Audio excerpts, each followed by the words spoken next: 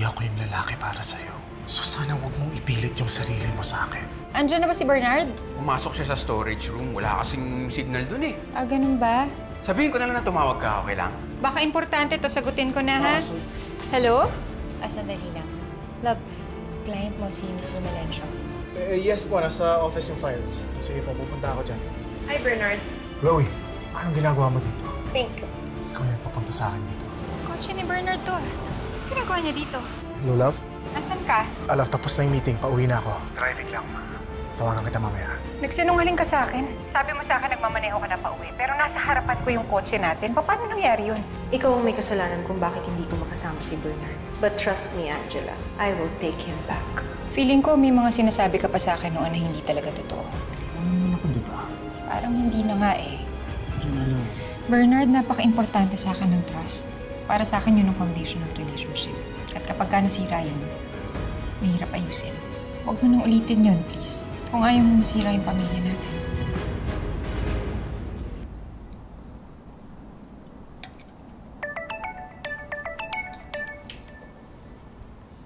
Hello, Bes. Ano, okay ka na? Okay naman. Thank you. Nagkausap na rin kami ni Bernard kahapon. Buti naman. Nadala lang siguro talaga ako dun sa mga hinala ko. Tsaka, syempre, affected din ako dun sa warning ni Lola sa akin. Eh, Bes, hindi mo naman kasalanan kung maniwala ka sa kanya. Kung hindi dahil sa matandang yan at dun sa time loop. Baka wala na si Bernard ngayon. Tumata kasi sa akin yung sinabi ni Lola eh. Lalo na yung warning niya na pwedeng mawala sa akin si Bernard. Ako, ewan ko ba? Baka parang napaparanoid lang ata ako. Eh, Bes, kung ganyan yung iniisip mo, anong plano mong gawin kung totoo nga yung sinasabi ng matanda?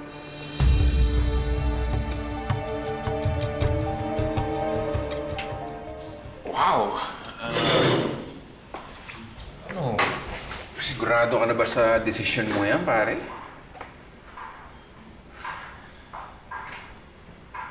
Pag hindi ako lumayo kay Chloe, mamaya kung ano pang gawin niya. Okay, dito sa pag-resign ko na to, makatigilan na niya ako. Pero sayang naman yung na-establish mo na sa kumpanya na to. Ayun nga. Pero mas importante para sa akin yung pamilya ko.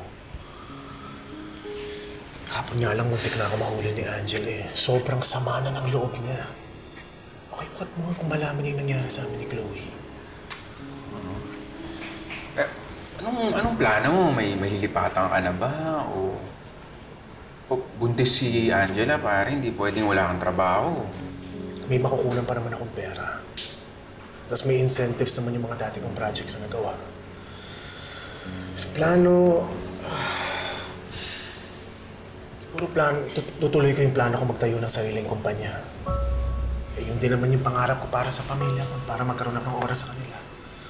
Ayos yan. Ayos yan. Uy, kapag may medical benefits na yung kumpanya mo, lilipat ako sa'yo, ha?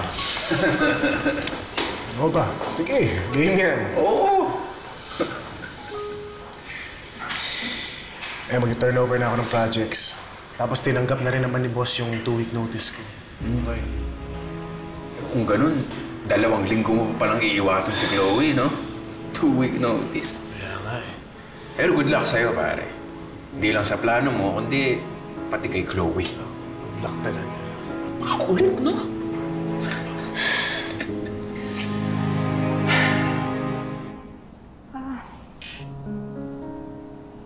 Kung totoo man yun, eh di mas lalo ko magiging vigilant.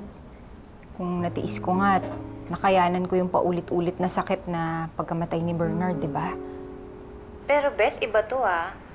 Ang sabi mo, kukunin sa'yo si Bernard. Ano yun? Sasama siya sa ibang babae? Ganon? Ewan ko, hindi ko alam. Ang cryptic nga ng pagkakasabi ni Lola eh, pero kahit ano pang sabihin niya, syempre, ako pa ba, hindi ako papayag na masira yung pamilya ko dahil dyan. Agree, Bes. Tsaka, para lang alam mo bilib na bilib ako sa'yo, Bes. Grabe, sobrang lakas ng loob mo eh.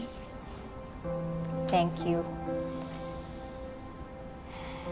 Siyempre, nagagawa ko lang naman lahat ng to dahil mahal na mahal ko yung pamilya ko eh. Ayoko masira yung pamilya ko. Lalong-lalo na ngayon, kakaroon ako ng baby. Diba? Kaya lalong hindi dapat mawala si Bernard.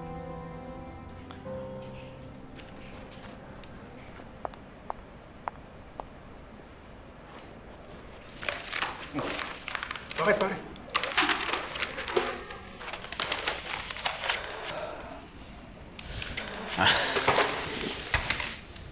Ginagawa mo? Sumakay ka lang, pare. Papagiltingin natin si Chloe. Baka sakaling makonsensya siya sa pinaggagawa niya at tigilan ka niya. Pare, biglaan naman yung pag-resign mo. Pero desisyon mo yan. Mahirap talaga mag-focus sa work, no? Pag may nanggugulo sa'yo. Isipin mo, highest performer ka. Buntis yung asawa mo. Tapos mawala ka ng trabaho dahil sa iba.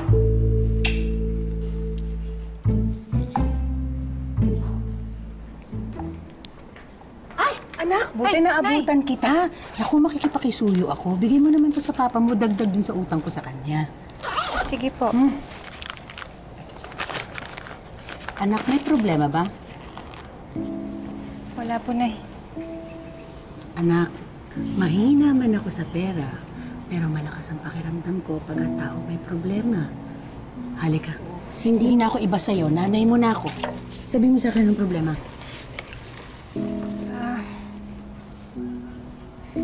Nay, kasi nagsinungaling sa akin si Bernard kahit na nagkausap na kami.